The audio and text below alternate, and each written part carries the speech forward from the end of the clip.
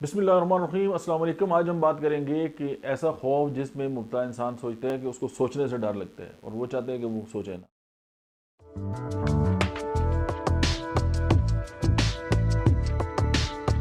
अब ज़ाहिर है सोचना जो है वो तो इंसान की ज़िंदगी के साथ है।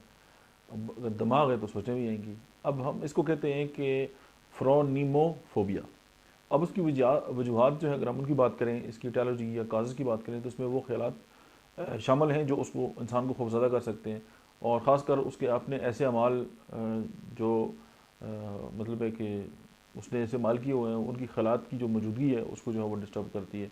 और इस फोबिया में मुबतला जो शख्स हैं वो ADD, अटेंशन डेफिसिट डिसऑर्डर की लमात के शिकार भी हो सकते हैं और बहुत हार्ड वर्क करते हैं और अपनी ख्यालात से जान छुड़ाने के लिए जो है वो इस तरह के मामलात करते हैं। लेकिन ये है कि वो रोते रहते हैं और पैनिक अटैक होता है, मल्टीपल स्ट्रेस होते हैं, सिम्टम्स उनके अंदर आते हैं।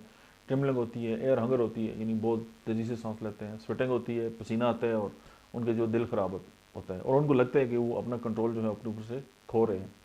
होम्योपैथिक ट्रीटमेंट की अगर बात करें तो इसकी मेडिसिन जो है वो अर्जेंटम, नाइट्रिकम और फास्फोरस हैं। Thank you very much.